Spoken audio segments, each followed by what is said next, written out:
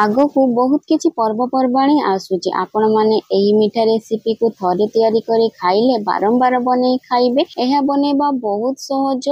घर को कई अतिथि आसिले बा स्पेशल दिन रे आपण माने एही मीठा रेसिपी को बनै समस्त को खाइबा को दियंतु। समस्ते प्रशंसा करिबा को बाध्य हेबे। जो माने कि रोसई जानि नाहंती से माने भी बहुत सहज रे एही रेसिपी को बनै परिबे। एहा बहुत इजीली आ बहुत कम समय रे बनि जिवो। नमस्कार, मु इतिश्री आ इतिश्री किचन को आपण समस्त को अनेक अनेक स्वागत। चैनल ने नुआ थले प्लीज चैनल को सब्सक्राइब करि दियंतु। एबे एठी मु गुटे गिना पानी नउची आ जो गिना रे मु गुटे गिना पानी नेची तो सेही गिना रे हाफ गिना मते सुजी नबाकू हबो।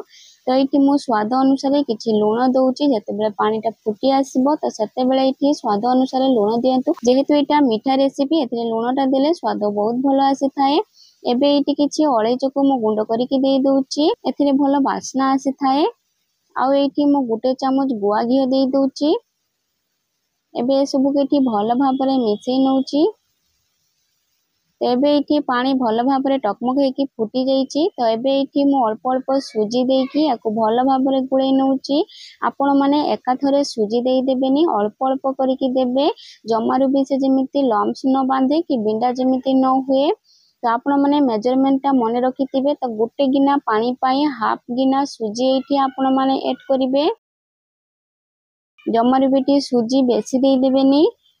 तेबे गैस फ्लेम को मु मीडियम रे रखिची। ए सब केटी भलो भाबरे मु गुळेई नेबी। तो जंतुणी को मते टी भलो भाबरे गुळेई नबार अछि। आ जंतुणीटा देखि पारुचंती केते सुंदर डो भलिया बनि जाउची। तो गोटे कथा ध्यान रे रखिबे, जंतुणी को एठी जमारु भी आपण माने पतला करिवेनी।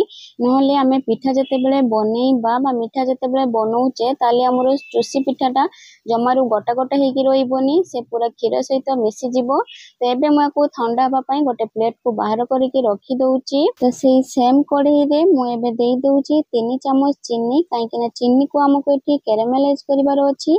एथिरे बहुत सुंदर कलर टी आसी थाए।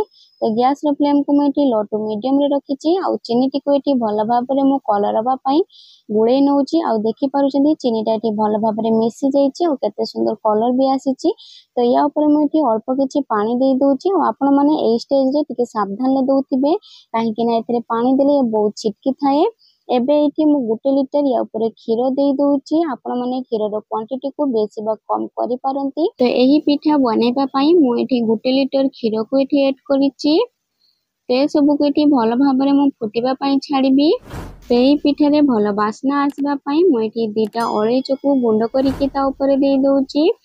तेबे ए क्षीर रे मु एठी 4 चम्मच चीनी ऐड करूची। आपण माने एठी चीनी रो क्वांटिटी को बेसी बा कम करि पारंती। मिठा आपण माने जेमिति खांती से अनुसार एठी चीनी को ऐड करि परिबे।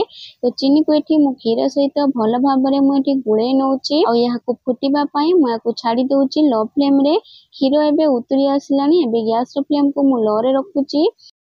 तो क्षीर को एठी मु लो फ्लेम रे सिजिबा पई छाडुची। क्षीर को आपण माने जमारु बहलिया बा मोटा करि देबेनी। वीडियो रे दिया जाइतिबा टिप्स एंड ट्रिक्स को निहाती फॉलो करंतु।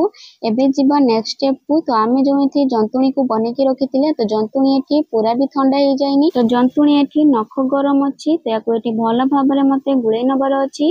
तो जंतुणी को एठी भलो भाबरे ठेसिकी याको बहुत भलो भाबरे गोटे सॉफ्ट डो बनै नबार अछि। तेबे एठी हमर जंतुणीटा भलो भाबरे डो बनि जाईची आ केते सॉफ्ट बनिची देखि पारुचंती। तो जंतुणी को आपण माने एमिति सॉफ्ट बनेबे, जमारु भी हार्ड बनै देबेनी। एबे एठी मु अल्प किछि गुळा काटी नउची। तो याको एठी मु हाथ रे गोल शेप देई दउची। तो मु एठी हाथ रे जेमिति पिठा को बनौची, आपण माने हाथ को एठी फॉलो करंतु। खाली अल्प अल्प जंतुणी को नै कि हाथ रे एमिति मते लंबा लंबा करिवार अछि। आ देखि पारुचंती हमर केमिति पिठा गुळा बनि जाउची सब एठी। जमारे भी जंतुणी को बेसी नेबेनी, अल्प अल्प नेकी हमर एठी सब पिठा बनि जाईची।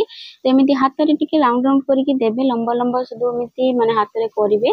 ताले एमिति बनि जिवो हमर चुसी पिठा। ओ ए रेसिपी रो नाम होची चुसी पिठा।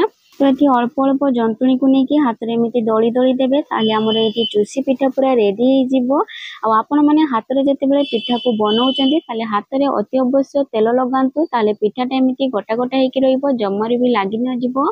आमे जो ये क्षीर को बसई देखी पार्टी क्षीर रे केते सुंदर कलर आसी जाइए और जमार बेसी बहलिया बा बेसी पतला हो जाइनी। तो ये फुटवा छाड़ी गैस को मुझे हाई फ्लेम रे रखी। जिते बेले क्षीरटा एमती फुटी आसो ताले आमे जो बनईकी रखी पिठा तो ये अल्प अल्प एमती छाड़ी छाड़ी देवे जमार भी एकाथरे देदेनि ताले पिठाटा लगिज से।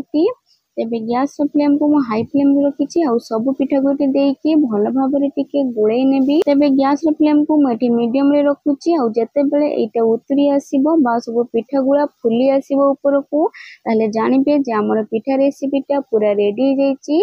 ताले गैस फ्लेम को सेटी ऑफ कर देबे। देखि पारुचंती पिठा गुड़ा केमिति सब फुलिकी ऊपर को आसुची। ताले एई स्टेज रे मुझे गैस फ्लेम को ऑफ कर देबी। तो बेसी आपको जमारू फुटेबेनी ताले हमर चुसी पिठाटा जमारू गोटा गोटा हेकी रहिबोनी सब क्षीर सहित मिसी जीव। देखि पारुचंती पिठा गुड़ा केमिति गोटा गोटा हेकी अछि। आशा करूची वीडियोटी बहुत भल लागिथिबो। वीडियोटी भल लागिथिले लाइक कमेंट शेयर सब्सक्राइब करबाकू जमार भी भूलिबेनी। पुणी आसीबी आ एक रेसिपी सहित रहिली। जय जगन्नाथ।